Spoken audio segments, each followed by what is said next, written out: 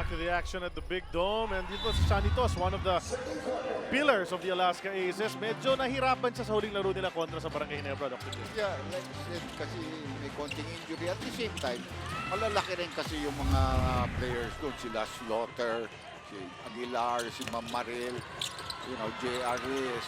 He never has a good amount of big players that medyo kayang kontrahin yung mga ganun. So that's why he needs a lot more help.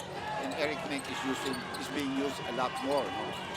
Well, Sanitos hit his first basket sa larong ito. And he's on the bench right now. And let's hear more about Sanitos mula kay Selke Malan. Ayon ni Sanitos na ma-outperform sila na rain or shine in the post. That's why he's pushing to play and be active on defense kahit iniinda ang injury. Frustrated si Sanitos dahil bugbog ang kanyang paa after games at minsan daw sa laro nawawala ang kanyang footwork dahil inaalalayan niya ang kanyang kanang paa. And if the pain gets the best out of him, Toss will have no choice but to rest and pass the task to other guys. Balik sa inyo. Maraming salamat, Sel. But just like you said earlier, Dr. J, plantar fasciitis, masakit talaga. And anyone who's listening right now and has suffered from that knows how that feels. Kaya nga, diba? Saka game to game, di ba? Pwedeng okay naman minsan, konti, napakasakit na. And so far, Eric Menk has done a good job in relief of Sanitos. A jumper a while ago. And the lead is 5. Ito si Banchero, the rookie. Eric is beginning to feel a lot more confident. Offline na naman yung tinira ng 3-point shot. You know, something that Dondon usually can make. Kaganda dito sa mga big men ng Rainer Shine. They can push up the ball. If the guard line is being pressured. Ito si Banchero, wanted to go. Bounce pass towards Calvin Abueva. Nasipa palabas ni Jonathan Uiloan. Yan sinasabi mo, kung may experience yan, another point guard would really push it harder on the right lane since Calvin is already on the left side of the court before giving the pass. And then he would have had an easy layup. But, you know, he's still learning. Make another Back to jumper. back. Feeling it. Si Eric Menk used to do that all the time. Yeah. All the way out to the 3-point. Naalala ko nung bagong pasok yan sa Liga, Dr. J, with the Tanduay team. Yeah, he would even hit 3-pointers regularly. Yes, he is a player. And he's a pretty good free throw shooter for a big man. Nice slide to the basket by J.R. Kinyahan. And a good assist pass. I think it was by Chris Chu. No? That's right. Down to 5 again yung lamang ng Alaska. Calvin Abueva's hook shot. Ang taas naman nung arco noon, straight into the hoop. Yung nagulat nga si Almasan. Dahil Almasan is much taller than he is, by 5 inches. Pero hindi niya akalain tumira ng ganun yun. Ng looper of a shot there, like a rainbow looper. Chu goes to Uiloan. 7 seconds na lang sa shot clock ng Rain or Shine. Almazan, who's had a solid conference for Coach Yen Giao. Kicks it out to Kinyahan, one fake. Pero wala na. Pasok yun. Naabutan nga lang ng 24-second violation, so that doesn't count. Sayang yun because JR was wide open. Medyo hindi lang na-release kaagad yung passes sa kanya. Sam Eman coming in for Eric Menk. So 2 guys with 8 points apiece sitting on the bench for the Alaska Aces. Cyrus Baguio and Eric Menk. And they try to get something out of Sam Eman. Actually, may mga laro sa conference na ito.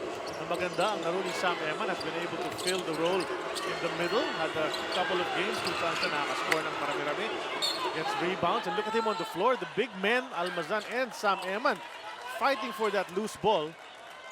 And a timeout was called while on the floor. 30-second variety. 8:57 remaining in the second quarter. If they call the 30-second timeout, they will lose another 30-second timeout in the second half. Dahil pangalawang 30-second timeout na tinawag dito. Remember, they called one earlier in the first quarter. This happy moment is brought to us by Happy Mobile. Happiness is on hand. You know, that's another aspect, Dr. J, yung handling mo ng mga timeouts as a coach. Yeah. Diba, minsan, you know, you have a tendency, you want to break momentum, you know, you call a timeout, and then, pag end game na, suddenly, wala ka na palang timeout. Yeah, well, alam mo, I've worked with Coach Chen for many years now, and I know he doesn't like his players calling the timeout. Usually, he wants it to come from himself. Sometimes, like in this case, it's an emergency case. But maybe they could have already called the full timeout so that they could have that extra 30-second timeout for the second half. Now they're going to lose 1 in the second half by using that early here. Jeff Chan out to Chris Chu. Quick release from 3. Pasok yan para kay Chris Chu. Well, nila ang problema. Matagal na lang hindi kinikita. So they haven't seen Chris Yu for a while. They didn't respect him. That he was feeling the lane very well and that he was getting in good position to shoot. Azul gustong sumagot mula rin dyan. It rolls out Uiloan up ahead to Chu. Chu tracks it down. Right-handed layup mula sa kaliwa. Another mortal sin. Second time around. This time, si Azul ang tumira. Hindi siya bumaba. Naunahan siya ni Chu. So Chu has 5 straight points. Nabanggit mo a while ago, Dr. J. Sa tagal na wala ni Chris Chu, baka nakalimutan nila. That he's a Marunong player. maglaro ito.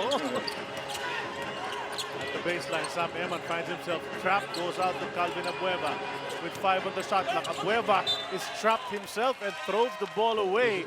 Good defense mula sa Rainer Shine at may chance sila ngayon makatabla or baka makuha pa ang kalamangan with 8:03 remaining. You know, they were down by 7 points already. Right now, it's down to 2. Good pick there. Oh, ganda ng pick. Examiniano, nabura dun sa scene na yun. And right now, ito naman si Almazan knocks Calvin Abueva to the ground. Alam na natin maraming battles ito in the past, no? Oo. Sa Letran at saka sa San Sebastian. But alam ni Calvin that he was coming full force and he does hold his ground. So this is a good call. It's an easy call actually. Both feet are on the ground. He's out of that area. Boom. And he got knocked down, you know. Momentum ni Almazan. Kahit sabihin mong hindi ganun kabigat si Almazan. Yeah, but you're coming at that, with that force, you know. Abueva tumira from outside. Hit one earlier, unable to hit this time. Examiniano nakibagbakbakan sa rebound. Sila ni Chris Chu. Konting tulakan after the call had been made.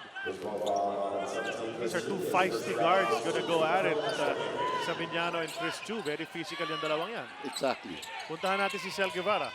Chris Yu has been frustrated that he missed out several games and he blames himself dahil masyado daw niyang tinulak ang kanyang sarili para mag-improve. Kaya naman daw siya na-injure. But even if he's uncertain about his condition dahil sa pabalik-balik na kirot sa kanyang mga binte, sa kabila naman nun, handa si Chris tumulong sa decision-making on every ball possession. Charlie?